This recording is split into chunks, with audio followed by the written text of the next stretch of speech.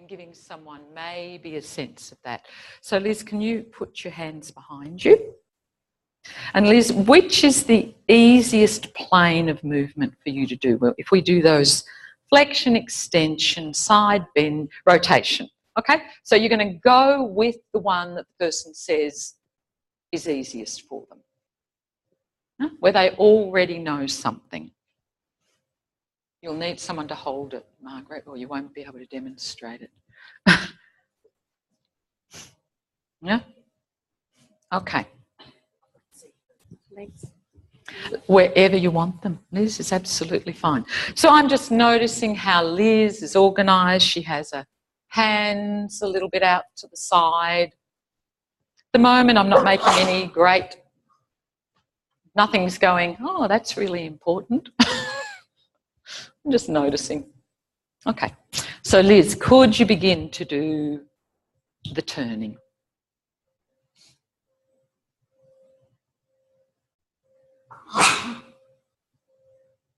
And I'm just seeing how does that go through her. So I'm interested that she loses one hand a little bit when she does it.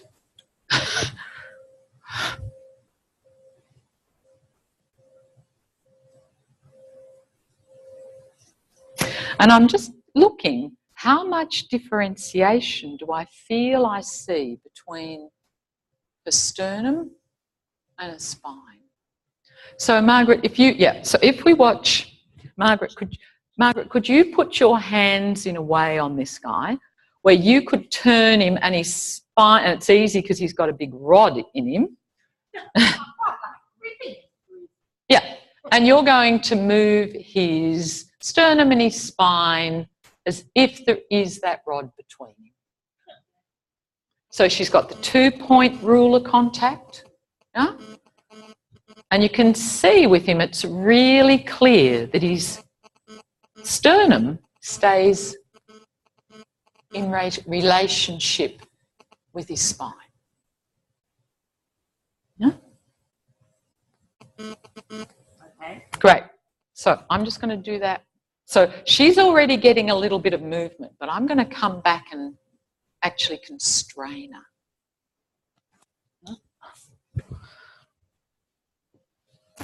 So I have to find a place where I'm not in the way. So it doesn't make sense to me to be behind her or in front of her. This is where I can get the handle on most clearly. So I have to find a way to contact Liz's sternum and hopefully pretty much the opposite part of her spine. And I've got to feel that I can get a contact there. This isn't the same as the ruler where I could get the palm in. It's much easier through the palm. Yeah? So here you have to find the fingers without losing your 2 points. So for some reason, this is where I wanted to put my fingers. I didn't want to put them up there. No. Okay. So now I'm going to find there. Can you feel them, Liz? So I've just gently gone together. I feel that's made me a little bit taller. And we're going to go slowly, Liz. So I'm going to keep these 2 points together. And that's about as far as we can go.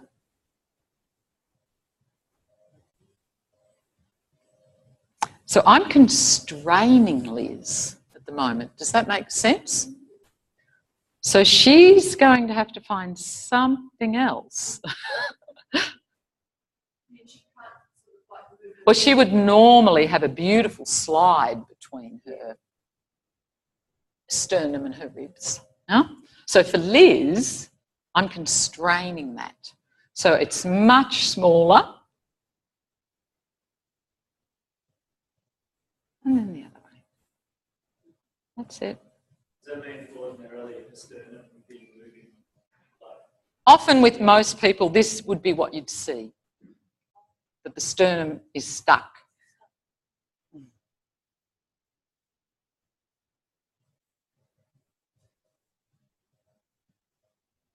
Now she's able to keep her weight on her hands.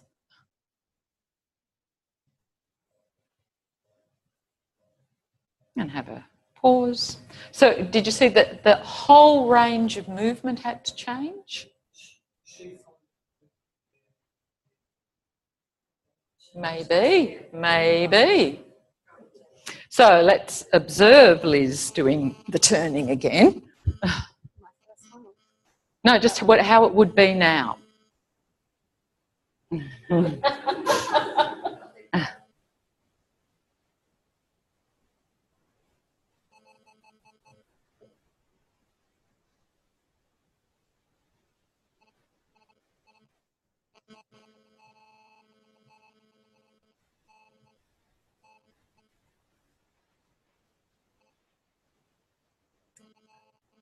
And do you feel, is there anything different, Liz?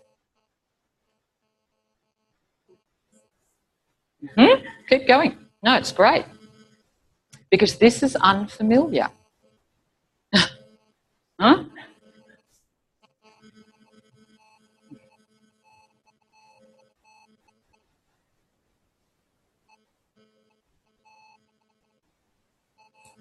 So now, Liz, feel you don't have to keep the image of my fingers there, because that's what she's doing. So just turn. There you go. Yeah? Is it easier? Yeah? I could see it. No, really, I can't say any more than that. I could still feel the thing through me. What do with that? Okay, so now we're going to do the second one. You can disconnect him. If you undo, yeah.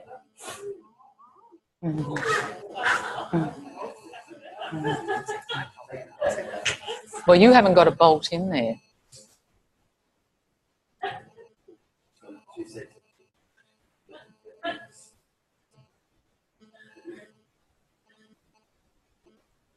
Maybe he won't.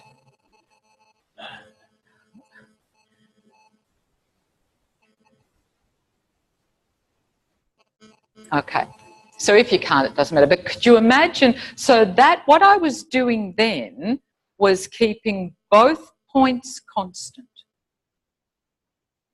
Does that make sense? Yeah, I was keeping the ruler. What I'm going to do now is I'm going to allow her sternum to move more than her spine. So that would be the one that we did yesterday when you were holding 1 point more still and the other one was moving through a bigger range. Does that, no? When you were doing this and this? So it doesn't mean that this end isn't moving, but we're moving this one relative to it. No? And if you can imagine, yeah? So Margaret's front hand is moving more than her backhand.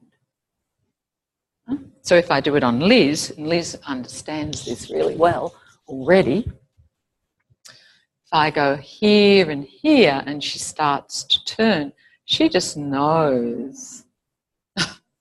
So her sternum's doing a much bigger range of movement than her spine. And the other way, Liz? Oh, not as clear. Ah. Okay, so let's go slower there, Liz, and let's see, can I give you a sense? And it doesn't have to be this big.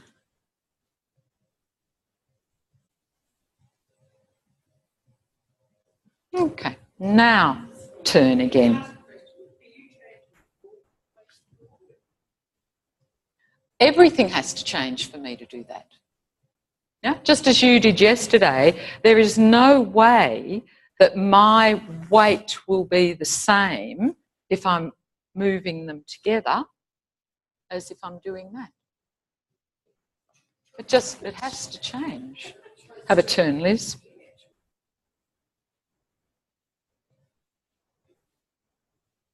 And there's more now happening down in her legs. No? So could you see if Liz had said it's easier for me to flex, extend, what would be the movement you'd be doing then? Flexing and extending. Yeah? So they could both go together. Well, it's because he's bolted together, the poor guy. Or that sternum could slide more relative to the spine. The up-down. Yeah?